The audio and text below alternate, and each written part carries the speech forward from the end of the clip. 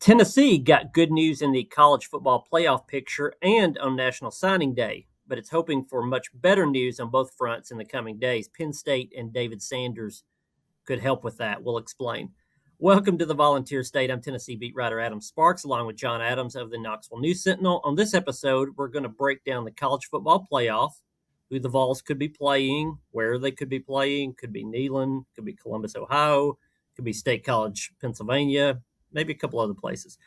And we're also going to review the win over Vanderbilt that earned UT's way into the 12-team bracket in the playoff.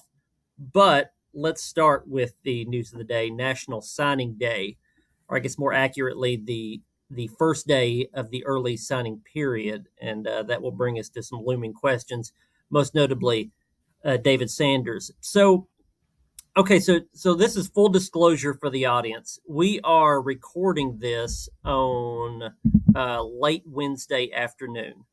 That's important for you, the listening audience, because what we talk about, especially with David Sanders in the next few minutes, could change by the time you hear this. So we're gonna talk through a couple of different scenarios, and you can kind of, whenever you listen to this, apply reality to whichever scenario that we've discussed, because we'll talk about a couple of different scenarios. But we took off last week for the Thanksgiving holiday. Wanted to wait to see if David Sanders signed before we recorded this, but at some point, you're pushing the news further and further late into the week, and I wanted to get one of these episodes out, so we're going to dive into it. So as we record this late afternoon, David Sanders has not signed. David Sanders is the number one offensive tackle in the country in this class. He's a 5-star, obviously. He's a number 5 player overall in the class. He is the blue chip guy that Tennessee really, really needs to land in this class. He is the Nico of this class, so to speak, but at offensive tackle. And when you're talking about 5 stars, that's a high draft pick NFL multi-year all SEC type player. That's what a 5-star offensive tackle is supposed to be. Sometimes they work out quickly. Trey Smith, guard and tackle. Sometimes it takes a while. Darnell Wright was a 5-star, was slower starting, but eventually was the number 10 pick overall of the Bears. Both of those guys worked out really well for Tennessee as 5-star offensive linemen. But the question right now is David Sanders going to sign? Ohio State made a late run for him, a late push, and I don't want to speculate too much about why this is being delayed as we talk about it on Wednesday afternoon. But NIL is a big piece of landing any 5-star like this, so I think it's a pretty good assumption that has something to do with it. Not necessarily more money, but just some sort of parameters. It's always an interesting thing. With a lot of these guys, they get more and more educated, and I think things get more complicated each year that we have NIL, because you can think you have offer A or offer B, and then you get deeper into this and more people get involved, and you find out there's actually a lot of options, and you have different schools that can call you and say, well, I understand they're offering you this many years on your deal. We'll offer you that many years. And suddenly the kid finds out that there's another option out there. It's not just the price tag, it's structure of contracts and those sort of things. I'm not saying that's necessarily exactly what's going on here, but I think it's a fair assumption. So John, let's talk through these two scenarios. And again, audience, if David Sanders has made his decision by the time you hear this, you'll know which one of these to apply. John, if David Sanders does in fact sign with Tennessee, and I still feel fairly confident then he will, is this a guy that absolutely needs to play early on at offensive tackle? Tennessee is only going to return its left tackle, not its right tackle. It doesn't have a lot of guys developed there that we know they can count on. We'll see. But it's still an offensive tackle, and usually those guys take a while. Should Tennessee, if they do in fact bring David Sanders in, should they expect him to play immediately, probably at right tackle? Yeah, Adam, I think they should, and that's probably why they're willing to negotiate and maybe alter terms to satisfy him. pay him a lot of money. You said he was a Nico of this class, just happened to be a tackle. Tackles are going for a lot of money too. One this ranked this high. Yeah, Tennessee, you say play, he needs to come in and start. I mean, if he doesn't come in and start, I think it will be a disappointment because it's certainly a position of need. And as you know, we talk about you want to get the best players you can in any class, but sometimes players mean more, recruits mean more because of the position they play and what your situation is. I don't know what the situation might be at Ohio State. It usually has a premier offensive line, so I don't know if there will be an opening for someone to start right away as a true freshman. And you would think it's a position that sometimes requires a lot of time, but Darnell Wright started as a freshman at Tennessee. He just didn't play very well. And then he became an outstanding player. But Tennessee needed him to play. And as you recall, they also signed Wanya Morris, another. If he wasn't a 5-star, he was close. He was a high 4-star. Yeah, he was a 5. I thought he was, yeah. And so he played too. He didn't play as well. He didn't develop as well. He ended up transferring to Oklahoma, where he also started some, but he didn't have the career of Darnell Wright. So it's not a guarantee that the 5-star will start and be really good, but those are the expectations. So it just means so much. I can't think of anybody else that Tennessee signs that it's so important that they excel right away. This is because of the situation in the offensive line. I realize there's always a transfer portal out there, and I would advise Tennessee to exercise that option too. But yeah, there's just a lot riding on him signing and then playing right away. Yeah, and it's important because he's a North Carolina recruit. By that I mean he's from Charlotte, North Carolina. That's been a good state of late for Tennessee.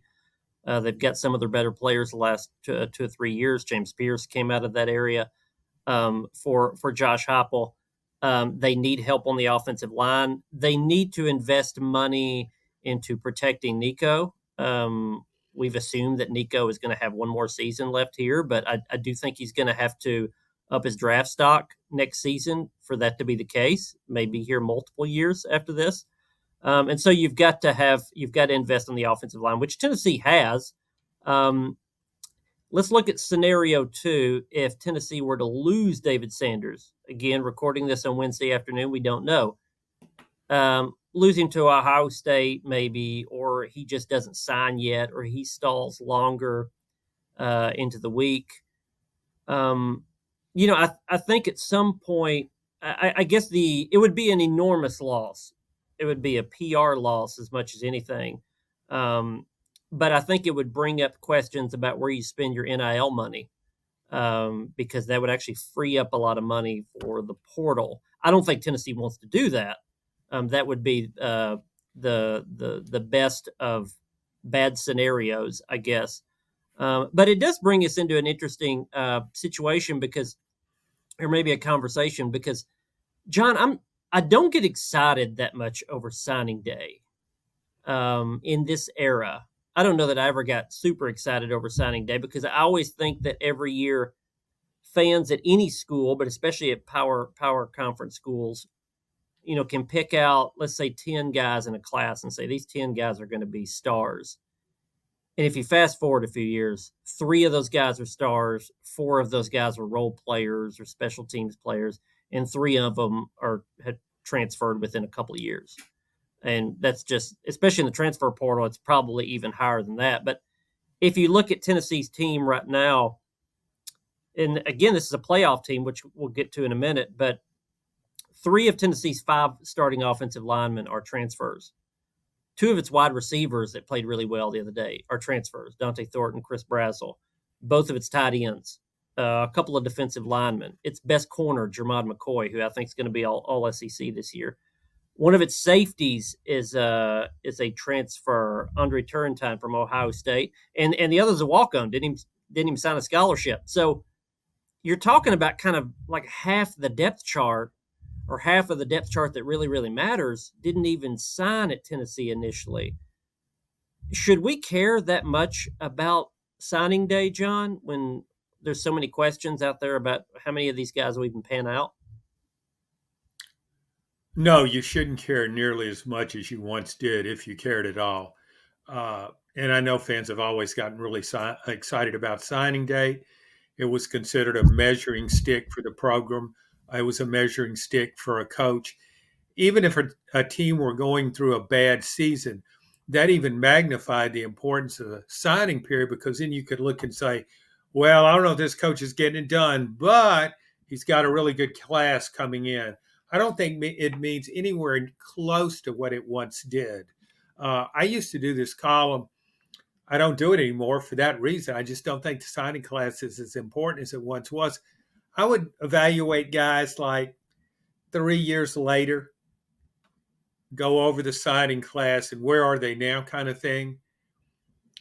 It's, it's tricky. It's a lot of guys that you think are going to be superstars turn out not to be anywhere close to superstars.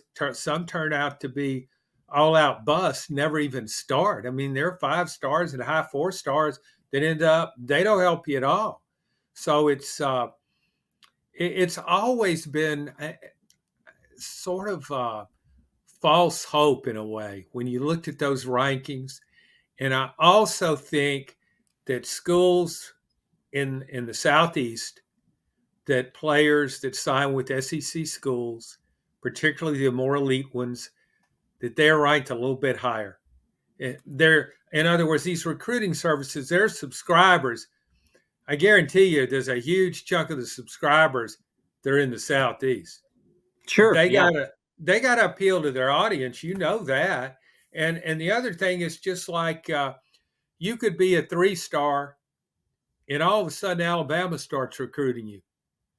A very good chance you become a 4-star. So this is not an exact science. And I'm not saying if you get a bunch of 5 stars every year, my guess is you'll be really good. Alabama's consistently recruited well. Ohio State has. Georgia has. Those are 3 elite programs. So it is a way to evaluate what a program's doing. But who turns out to be the star and who doesn't, you can't always judge it by the number of stars assigned to them as a recruit. Yeah, the way that I've told people over the years to look at a class is sort of back to the David Sanders conversation. If you have a 5-star, that's a lot of people and coaches looking at you saying, I'm pretty certain this is a future NFL player.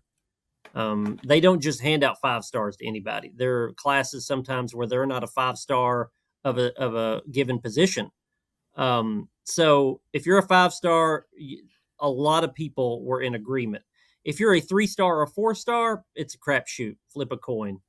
Dylan Sampson is Tennessee's MVP this year. He was a 3-star.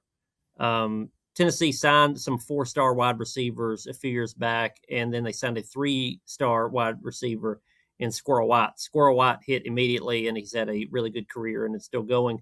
And some of those 4-stars have barely touched the field. So it's really a crapshoot when you get into the 3-star, 4-star category. And sometimes coaches know the difference too. When fall camp starts or spring practice starts, you'll hear coaches behind the scenes be sold on a guy more who is a 3-star than a 4-star, because in his mind that was reversed. These are from recruiting rankings. These aren't necessarily the coaches' grades. But in this class, Tennessee, as we do this again late Wednesday afternoon, I think Tennessee's going to add a couple more notable recruits, 2 or 3 more. But they're going to be in between the 22 to 25 range of players. Half the class is 4 stars. Again, some will pan out and be really good players. Others won't. Tennessee has signed 7 in-state players. I think that's really important. 4 of the top 6 in the state are staying in the state to play for the Tennessee Vols. The most notable we've known about for a long time, that's George MacIntyre, who was a 5-star and then slipped to a high 4-star. That's a recruiting term. That's a term you don't hear elsewhere, a high 5-star. He dropped from a low 5-star to a high 4-star, if that makes any sense, when he had a little bit of an injury. But this continues. Josh Heupel signing, high caliber quarterbacks. Some of them again pan out, others don't. Taven Jackson was a top 12 quarterback when he signed at Tennessee. He's now at Indiana. Nico was number 1 or number 2 quarterback in the country. He's, as a redshirt freshman, now leading this team into the playoff. Jake Merklinger was ranked like 12th, 13th last year. He's barely touched the field. We'll see how he works out.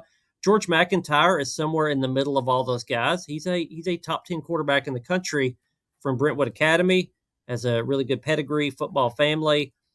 We'll see. I like his timing in terms of class, because he will come in and be a true freshman when Nico is a redshirt sophomore. MacIntyre will be a second-year guy, let's say a redshirt freshman, when Nico is a redshirt junior. And so he's going to be a couple of years behind. I like the timing of that for a guy to have long enough to develop, to compete with Merklinger, and the guy that comes in, Faison, after him, and get a chance to prove himself. John, is this? I mean, in this era of quarterbacks, if you're not going to go into the portal and get one, isn't this sort of the best way to do it? You just sign a top 10 quarterback every year, and you're going to bat 500. One will transfer and one will stay and be your guy. Is that the way you have to do it now? Yeah, I mean, everything is so quarterback driven in today's game. You brought up something that's significant when you said Tavian Jackson, a 4-star, signed with Tennessee. He went to Indiana, and he's a backup in Indiana too. He came in and started when the number 1 guy was injured this year and did okay. But we see this all the time with transfers. You say when we read about it, it's always a 4-star quarterback. In other words, it's like that's more significant than what he was doing when he was in college. Right, like he comes in as a freshman, doesn't see the field, and then you project him. Now he's transferred. Oh, a 4-star. Like you got a 4-star recruit. Well, yeah, you got a 4-star recruit, but there was no sign he was going to play at the school that signed him. And then he goes to another school. No, he doesn't start there either. We see this all the time with quarterbacks who they transfer, and you think, oh, well, he'll go start for such and such school. Sometimes he does initially, and a number of times he gets beaten out by somebody else. So it's almost like maybe you ought to pay more attention and examine it a little further as to why that guy felt like he wasn't going to play at the school where he signed originally. Yeah, when Taven Jackson left Tennessee, he could have been described as a former 4-star quarterback, or he could have been described as Tennessee's 3rd-string quarterback who was behind a walk-on and a 5-star who hasn't played yet, and therefore he left because he saw the 5-star in practice was better than him. That'd be a long description. But it's more realistic. Of course, now the fan base to the school where he's headed, they don't want to hear that. They don't want to hear that he's behind a walk-on and a freshman. And they'll tap into what was not utilized at his former school. They know their coach, the coach where he's going, they know how to utilize that guy because he was wasted at the old place, which is why. Yeah, that bad system. That's right. They didn't figure out how good this guy. Our coaches, they see something in him special, sure, and they know they can develop him. Caden Salter, who I didn't cover. I was not on the beat yet, or I think we may have overlapped a few weeks. You remember Caden Salter left Tennessee, went to, yes. Did he go directly to Liberty? I can't remember if he went somewhere else. No, I think he went directly to Liberty. I think so, yeah. Well, anyway, he's been good at Liberty, pretty good, right? Was really good a year ago. He's back in the portal. He's going back in the portal, and I read something earlier today that the price tag, the asking price, not the price tag, big difference. The asking price is going to be around $1 million. And so that's a guy that is saying, I'm going to go see what I can get. And my evaluation is higher now than it was a couple of years ago. And I'm going to go see what's out there. That's the quarterback market right now is really, really interesting because it's trash or treasure, and it depends on it's the eye of the beholder, right? You can go out there and find that your value is much higher at another school, and I guess that's the way it should be. But I think that's sort of the path that these quarterbacks at Tennessee are going to be on. Nico's going to be the guy for at least one more year, maybe 2 more years.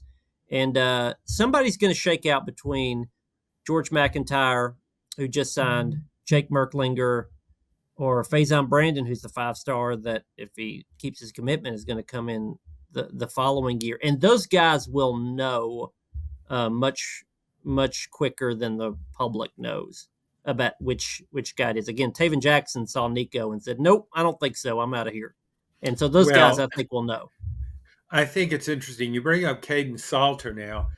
I thought there was a possibility when Hugh Freeze left Liberty and went to Auburn as its head coach that Caden Salter might follow. After all, Auburn was quarterback poor. How much better would Auburn have been this year if Caden Salter was there? Oh, I think it would have won 2 more games. Yeah. I saw him play. I'm not. We don't know, but as you pointed out, he had a really good year last year. This guy has some talent. He didn't flee Tennessee because he didn't think he was playing. He had a couple of off the field incidents right away, and departed.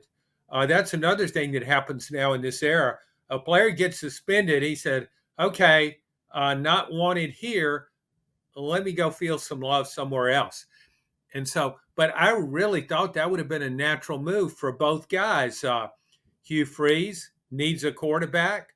This Caden Salter certainly looks better on video than Peyton Thorne did. I would go for him. And then for Caden Salter, okay, I've proved myself at this level.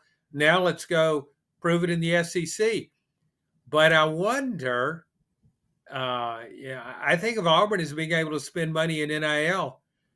I wonder if Hugh Freeze wasn't as sold on Caden Salter as I thought he might be.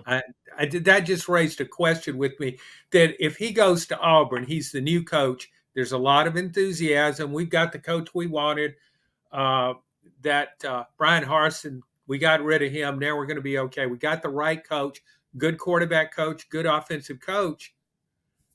If he tells us we got to have this quarterback at Liberty, got to have him. They said, okay, coach, we'll get him. Well, they didn't get him, and I don't think it was for lack of money. That just raised a question. Maybe he wanted to stay at Liberty. Maybe he loved it there. I don't know, but it did raise a question with me. Yeah, I think if Hugh Freeze wanted him, Auburn would have said absolutely no issue. Mm-hmm. So yeah, it does make you wonder. So we'll wrap up this block of the signing class again. Recording this Wednesday afternoon. I'll say once again, check out KnoxNews.com for the latest on David Sanders and the recruiting class. And I would bet that when you listen to this episode, you'll be able to go there and find the latest on David Sanders. Could be a really sweet signing class. Could be just bittersweet, depending on what Sanders does. Speaking of bittersweet, John, let's talk about the college football playoff. The poll came out, the CFP poll, on Tuesday night. The good news is that Tennessee is in the playoff, absolutely in the playoff. There's no chance they could drop out of the playoff. They're going to play a playoff game. Tennessee made it. They got in. The bad news is, as we sit here now, they will not be playing at Neyland Stadium. The final rankings come out and the playoff selections come out on Sunday at noon Eastern, ESPN. If the rankings hold, Tennessee would play at Ohio State. That would be a 9 seed versus an 8 seed. I don't think we have to debate that much about why Ohio State got it. I mean, Ward Manuel, the CFP chair said it on the show, and then he said again on the conference call with reporters that Ohio State had 2 top 10 wins. Tennessee has one top 10 or top 12 win over Alabama. That was the deciding factor. Ohio State was going to drop. They dropped. At some point, they have to stop and put them at a place, and they put them at number 8 seed. I don't necessarily think there was some weird conspiracy theory or anything like that. They followed their metrics, and the metrics say Ohio State is slightly better than Tennessee. We could argue about recency bias or reverse recency bias or anything like that. What it comes down to is Tennessee is faced with playing what might be the most talented team in the playoff and playing them on the road. And if they were how to somehow pull that win out, they would go and play Oregon in the Rose Bowl and therefore play the number 1 team in the country. If all that holds up, Oregon still got to win the Big Ten title game over Penn State, and these rankings could change, and we'll go into a lot of that. But John, just looking at what we know now from Tuesday's rankings, should Tennessee fans be more angry that Tennessee is not slotted with a home game right now, or that Alabama managed to find its way into the bracket and it, as we sit here now, has an easier path actually through the playoff? Because right now Alabama would play what I think Boise State or SMU, Boise State, and then SMU. I think Notre Dame, then SMU or Boise State. Yes, one of those. They play at Notre Dame, and then they would get a bad conference champion, a not so good conference champion. That's an easier path than Tennessee has. Should Tennessee fans be more mad that they didn't get a home game so far, or that Alabama got in has an easier path? Well, the SEC is all about rivalry, and rivalries are all about hatred.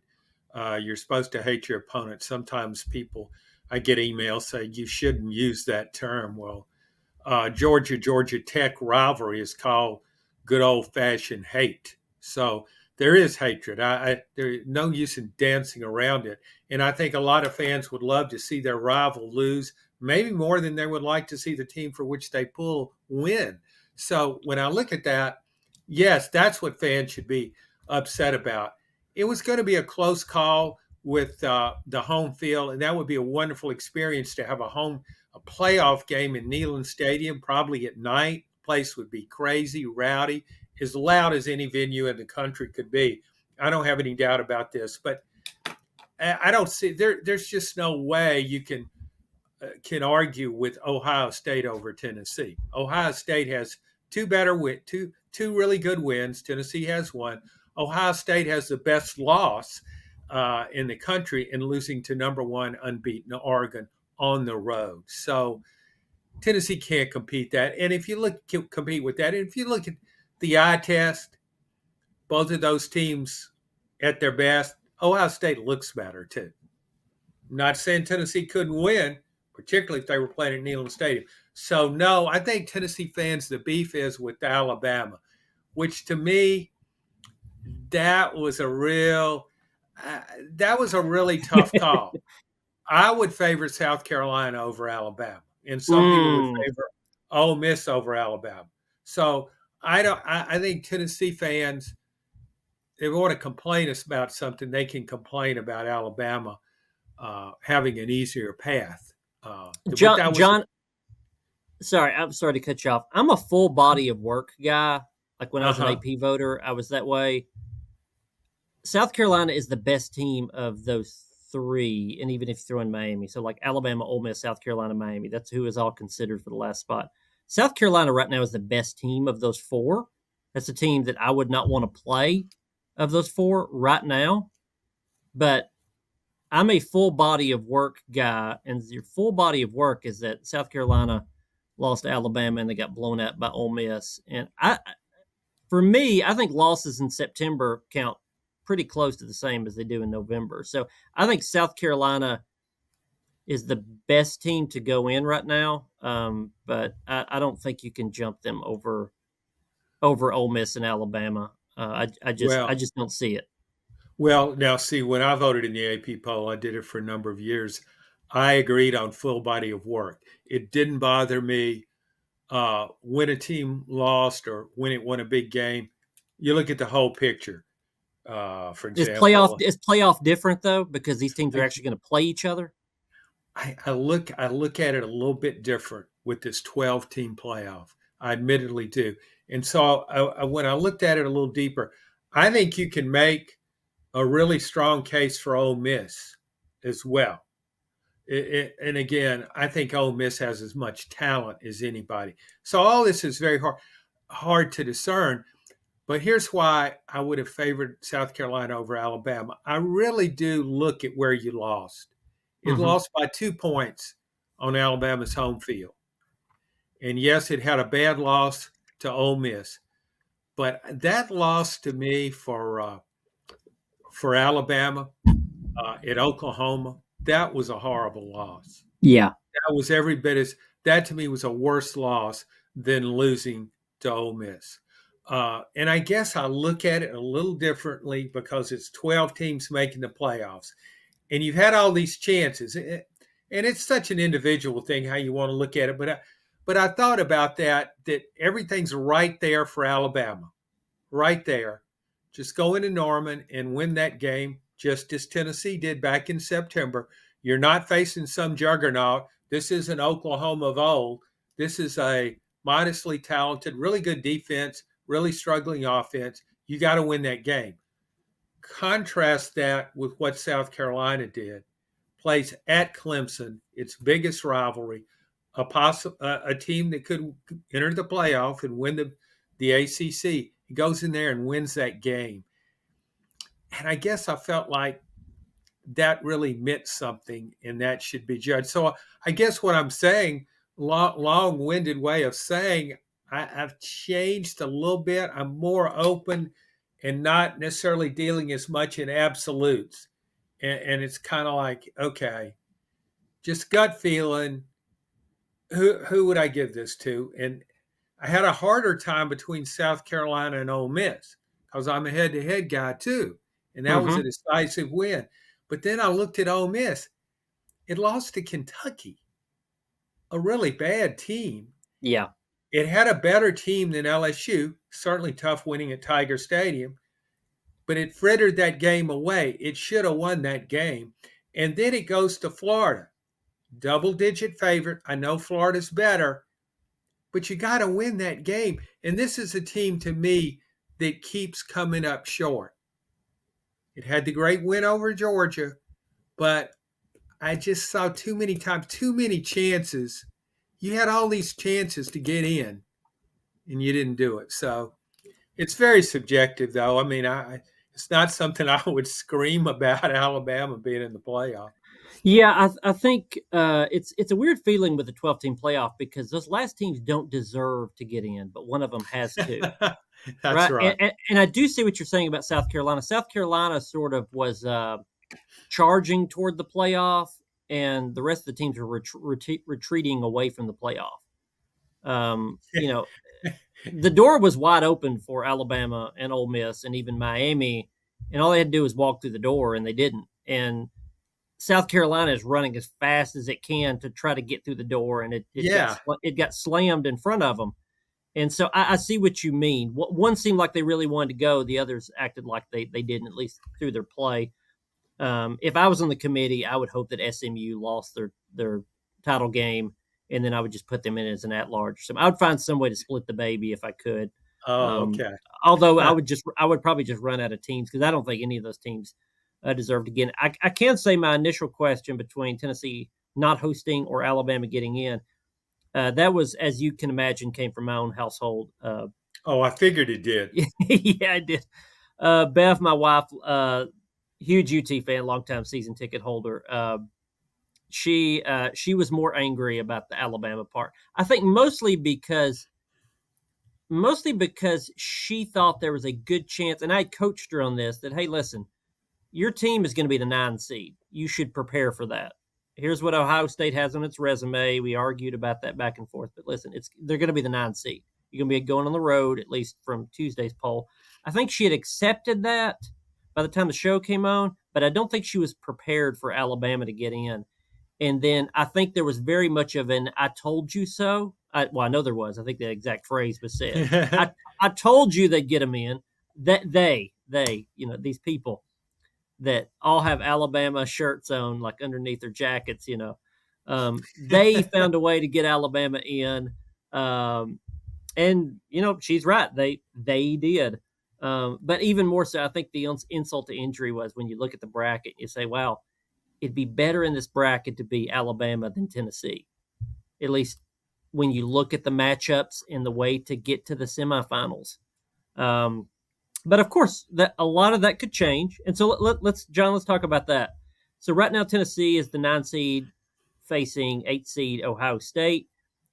What could change? Here's what could possibly change. Now, the best chance for Tennessee is everything like this stays locked through Sunday, and Tennessee, in fact, goes to Ohio State. But there's still a reasonable chance that Tennessee could face Penn State at Penn State instead of Ohio State. The way that would happen would be Penn State gets blown out by Oregon in the Big Ten championship game. Penn State then falls back to the pack. And then when you start comparing Penn State to others, you say, well, they played one more game, but they do have 2 losses. Are we going to penalize them for losing to the number 1 team in the big title game? If you do penalize them, you put them up against Ohio State. Ohio State beat Penn State head-to-head, and they did it at Penn State. And so there's a scenario where Penn State, let's say they got beat by like 3 touchdowns or something by Oregon, which is unlikely. They're like a 3-point underdog. But if they got blown out by Oregon, they could fall back to around the 8 seed, which would send Tennessee to Penn State instead of Ohio State. If there's a massive blowout, and I'm not making this up, I even saw Heather Dinich sell this possibility on ESPN earlier today, that if Penn State got blown out and suddenly they're saying, let's just compare Penn State to everybody else, Tennessee's resume could be over Penn State's, and suddenly you flip those and Tennessee's the 8 seed and hosting Penn State at Neyland Stadium. There's another scenario where Georgia gets blown out in the SEC title game, and then they would be penalized and drop them back behind Tennessee. I just don't buy that one because I think that head-to-head of Georgia beating Tennessee by, a couple touchdowns, I just think that'll hold up. John, any of those scenarios jump out to you as reasonable possibilities, or is this just going to be Tennessee at Ohio State? We should just accept it. Well, I was at first prepared to write about. Did a column right after the reveal last night, and I was at first inclined about kind of measuring and comparing Ohio State and Tennessee in a likely matchup. But the more I thought about it, talked to some people, to me, the most likely scenario is Tennessee playing at Penn State. I just think that Oregon will beat Penn State. And I don't care how much it beats it by.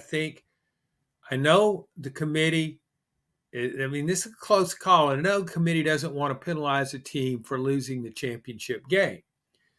But it also wants to value head-to-head. And so if Penn State loses that game, what is Penn State's best win? Illinois. Number 22, 23, I think. Yeah, and that's almost not like being in the top 25. Right. I can't think of a great win Illinois had. Why is it nationally right? I guess it's 9-3. Did it finish 9-3? I guess. Yeah, I think Illinois got into the top 25 a week ago because I think somebody on the ESPN show said, "Oh, well, there you go. Now you can rationalize Penn State being up so high because they now have a top 25 win suddenly." We'll see. Then I start comparing Penn State, Ohio State. They lost to Oregon on a neutral field. Ohio State beat Oregon on its home field. Ohio State beat Penn State head-to-head. Ohio State has a win over Indiana, the only team to beat Indiana, and Penn State has a big win over Illinois. Whoop-de-doo. And then when you look at some of Penn State's games, Ohio State has a few one-sided games. Penn State barely beat Minnesota. Penn State beat Bowling Green 34-27. In fact, I could make a better case if Penn State lost that Tennessee should be ahead of Penn State than I could that Penn State should be ahead of Ohio State. Yeah, so John, I guess if you and I were on the committee, we would say there's still a number of possibilities out there for Tennessee. Go on the road a couple different places, host Penn State maybe. I mean, there's the Georgia scenario, there's the Texas falling back scenario. I still don't believe those. I think Tennessee's going to play a Big Ten team, either Ohio State or Penn State, most likely on the road. We'll see if the Penn State at Tennessee thing happens. They would just have to fall quite a bit to go back there. But I mean, a lot of it is just on the committee whether or not they decide to penalize Penn State for losing that game, and if they bring them back to the pack. I think there's to some extent they'll do that, but it's I'm sure I would love to be a fly on the wall and when they go through a lot of those conversations. If Tennessee does go on the road, it's going to be cold either place. I have a hotel booked in Columbus, Ohio. I have another one booked as close to State College, PA, as I could get. How close was that? I'm curious. Harrisburg. And how far are you away from the stadium? I think it's an hour plus. But I was told anybody that I know that covers the Big Ten, they said go to Harrisburg. And one of Tennessee's SIDs has quite a bit of background up there and at Penn State, and he said the same thing, Harrisburg. So I've got a hotel there. Also, I was looking at the weather this morning, and it was 30 degrees in Knoxville, 27 in Columbus, 26 in State College, Pennsylvania. So you say, well, that's kind of the same. It's about the same temperature. But then the one in Columbus and in Pennsylvania said feels like 12. And the one in Knoxville didn't have the feels like. So my wife, again, season ticket holder, goes to every game. Does not sit with me in the press box, obviously, but goes to every game. Last night she was shopping for, I don't know, John, if you know what a Snuggie is, but that's those huge, they're like blankets that you wear. Pretty popular around Christmas time. There's a Tennessee orange or checkerboard or whatever Snuggie that you can wear to the stadium, basically a walking blanket. And so she was shopping for some of those in case Tennessee goes on the road. She was shopping for those last night. Josh Heupel will be the most comfortable person in the stadium if they do, in fact, go on the road because today, again, 30 degrees, and he showed up at the press conference in shorts. And he wasn't just in the indoor facility. He had been outside. The rest of us are bundled up. I don't know if his quarterback will be as comfortable. He won't be. Nico's a tough kid, but when you grow up in Southern California, playing in a wind chill of 11 does not really suit you well, but we'll see how that goes. Speaking of Nico, Nico threw 4 touchdowns against UTEP, threw 4 touchdown passes against Vanderbilt. I would argue that Nico is, yes, playing better. I think he's sort of turned a corner. I would also argue that you need to be cautiously optimistic because Vanderbilt had no pass rush. They would rush 3 or 4 guys. They never got there. So Nico just sat in the pocket and took as long as he wanted. And it does show if you get him some protection, it's going to go pretty well. John, is Tennessee in a good position if they were to go on the road to have a chance at beating an Ohio State or a Penn State? Yes, I think they always say defense travels well. Maybe it travels with colder temperatures too. Tennessee's defense to me has had one bad game, 11 games that were fine, one bad game, and that was a costly one against Georgia where its strategy was ill-advised, didn't pressure Carson Beck enough, as we all know. But other than that, Tennessee has played really well defensively all year. And then you look at the offense. To me, we saw something in that game. Brew McCoy couldn't play because he was hurt his hamstring in pregame. Tennessee had more speed on the field. Now, would that have made a difference if Vanderbilt had come with more of a pass rush? Perhaps it would have. But just based on what I saw, I like the way the offense looked, and I like the way Nico looked. He looked more sure of himself, and it just reminds you when a player can get comfortable, particularly a quarterback, when he can feel like I don't have to worry about getting blindsided. Mm-hmm. I can just get back here, go through my reads, and make a throw. Or if not, if I need to run, I'll run on my terms. But that's what we saw with Nico. This was a flashback to the first 3 games of the season when Nico wasn't pressured. He looked like he could contend for the Heisman, and he was everything he was hyped up to be. That's not what he saw through the SEC. But I still say, all things considered, the offense to me looked better, looked sharper than it has in any other SEC game. This was a complete game. And you have to look at Vanderbilt not as Vanderbilt, traditional Vanderbilt. This is a different Vanderbilt, one that was good enough to beat Alabama, press Texas to the final seconds. So, to me, the win and performance was significant. Does that mean you're ready for Ohio State or Penn State? I don't know. But those teams have good defenses too. Penn State's not as good as Ohio State. If we focus on Ohio State, it's got one of the best defenses in the country. Only Oregon scored more than 17 points on it. So you better bring your best offense and best play calling to that game if you do get Ohio State. Yet Ohio State has one of the best defenses, still a lot of talent on offense. Penn State has one of the best pass rushers in college football. So Nico will not be comfortable in either of those games, whichever game happens. He won't be as comfortable as he was on West End in Nashville, but he's more confident. I like what they're doing with Mike Matthews. We'll see how he factors in when all the receivers are back, and I think all of them are going to be back from injury. Squirrel White, we'll see, but I think the rest of them are going to be back. Dante Thornton had a great game. We'll see how he follows it up, but they've got a long time to heal before they play a first-round game because they know that they're in. And we'll have coverage of the college football playoff, the final selections. Those will come on Sunday. Recruiting coverage. There's more coming in on the signing class. Again, the signing period will extend all the way through Friday, and so there'll be some more news on that. So follow all that on KnoxNews.com. Please subscribe to this podcast. Share this podcast with your friends. And thank you for listening to this edition of the Volunteer State.